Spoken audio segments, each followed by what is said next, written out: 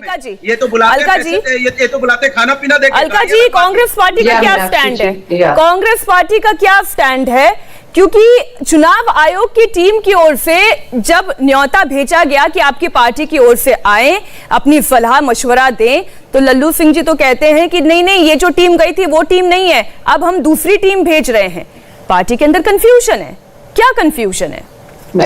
मीनाक्षी जी, जब इस कार्यक्रम को शुरू करने से पहले आप आंकड़े और जानकारी दे रही थी ना, आपके चेहरे पर एक गंभीरता, एक चिंतन था, है ना, कि आंकड़े बढ़ रहे हैं और देश के प्रधानमंत्री सर्वोच्च पद पर बैठे, किसी राजनीतिक दल के नेता नहीं है, प्रधानमंत्री है, सर्वोच्च नेता है, सर्वोच्च पद पे बैठे हैं, वो उत्तराखंड में रैली कर रहे थे बिना मास्क की। तो क्या कोई अनुसरण करेगा, ये आपके ऊपर तय करने के लिए मैं छोड़ रही हूं। दूसरी बात, ध्यान से सुनिएगा, ये जो गाइडलाइन की बात भाजपा सांसद कर रही है, क्या मीनाक्षी जोशी को गाइडलाइन तैयार करनी है, अलका लांबा, राहुल गांधी, समाजवादी कांग्रेस को किसको गाइडलाइन तैयार करनी है? किसके पास जमीनी आंकड़े हैं, जमीनी हकीकत क्या है, बता दीजिए कि कितनी तेजी से ये वेरिएंट, ये महामारी फैल रही है, सरकार की क्या तैयारी है, कब तक वैक्सीनेशन करके सुरक्षित कर देंगे? क्या ये जानकारी चुनाव आयोग को दी? क्या उन्होंने हम राजनीतिक दलों को दी? ना सरकार ने चुनाव आयोग को दी, ना चुनाव आयोग ने हमें दी है।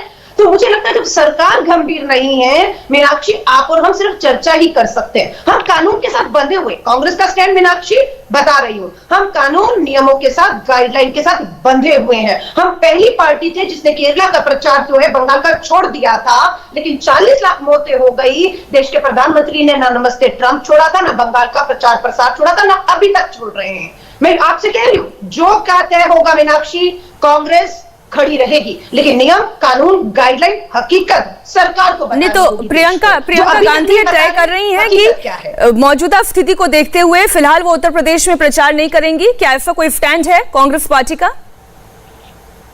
नहीं, आपका ये सुझाव है कि प्रियंका जी अपने आप को घर में बंद कर ले और सब प्रचार करे? नहीं, मैं ये जानना चाहती हूँ। नहीं, आपने केरल और बंगाल का एग्जाम्पल दिया, तो मैंने पूछा कि क्या यूपी में भी ऐसा कोई स्टैंड है?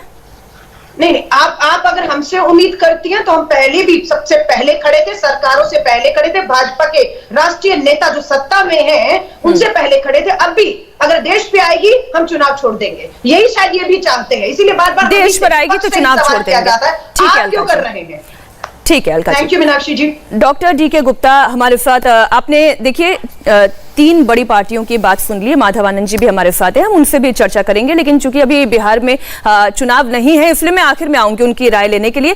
अब इतनी सारी रिसर्च हुए हैं डॉक्टर गुप्ता, क्या ऐसी कोई रिसर्च हुई है जिसमें ये पता चलता हो कि ये ओमिक्रॉन वेरिएंट रात को जो है निकलता है शिकार पे और सुबह ये आराम करता है, इसलिए सुबह रैली हो सकती है, उसमें कोई चिंता की बात नहीं है। ये स्कूल में जा सकता है, ये मेट्रो में जा सकता है, लेकिन ये रैलियों में नहीं जा सकता है? ऐसा कोई रिसर्च? नहीं, बिल्कुल बड़ा अच्छा सवाल है आपका और बड़ा ह्यूमरस है। पहले तो मैं सारे सम्मानित जो प्रवक्ता गण बैठे हुए हैं उनको नमस्ते करूंगा कि कहीं दूरदर्शिता दिखाने की जरूरत है, आपस में सामंजस्य दिखाने की जरूरत है। इतना बड़ा पेंडेमिक है, हम लोग एक बार जल चुके हैं, उसके बाद भी अगर सबक नहीं लेते तो ये बहुत बड़ी नाकामी होगी हम सब के लिए।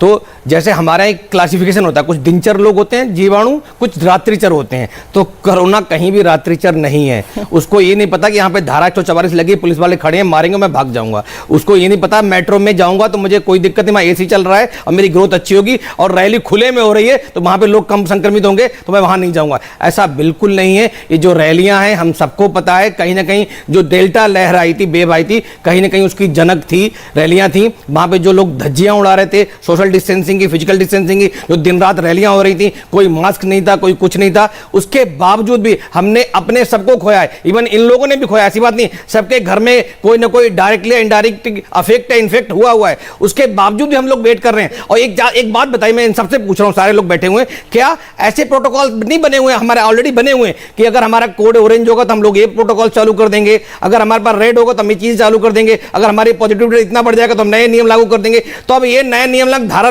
144 लगा रखते हैं, 50% रेस्टोरेंट में और जो हॉल्स में और मॉल्स में ऑक्यूपेंसी कम कर सकते हैं। तो ये कोई गाइडलाइन क्यों नहीं होनी चाहिए, या क्यों नहीं है कि इतने पॉजिटिविटी रेट होने पे उस एरिया में रैली बिल्कुल बंद कर दी जाएगी? चुनाव आयोग को क्यों नहीं पूछ रहा है, क्यों इन लोगों से बात कर रहा है? चुनाव आयोग को एक्सपर्ट से पूछना चाहिए, ICMR से पूछना चाहिए, हेल्थ हेल्थ मिनिस्ट्री से पूछना चाहिए, WHO से पूछना चाहिए उसको हमारे पास इतनी संस्थाएं हैं, यहाँ पे NTAG, इतने सारे कमीशन बने हुए हैं, national technical advisory committee on immunization है, ऑन कोरोना कंट्रोल है, पेंडेमिक कंट्रोल है, इतनी सारी संस्थाएं हैं, इनको क्यों नहीं गाइडलाइन डिफाइन करनी चाहिए? जब हम दुनिया आम आदमी की हम जब रास्ते रोक सकते हैं, उसके लिए सारी सुविधाएं बंद कर सकते हैं, तो बाकी सबको लिए क्यों नहीं होना चाहिए? मैं इसलिए तो डॉक्टर साहब कह रही थी कि स्कूल बंद हो सकते हैं, मेट्रो में संख्या आधी हो सकती है, बसेस में संख्या आधी हो सकती है, शादियों में लोगों की भीड़ कितनी जुटाई जाए उसके लिए भी तय सीमा की जा सकती है, नाइट कर्फ्यू लगाया जा सकता है, लेकिन रैलियों में भीड़, जितनी भीड़ जुटेगी उतना ही तो पार्टी का मनोबल बढ़ेगा कि भाई हमारी सरकार आने वाली है। तो मुझे आपत्ति इस बात से है। तो इस समय किसी ना किसी को आगे बढ़ के कोरोना के गले में घंटी बांधनी पड़ेगी। वो कोई राजनीतिक रैली जो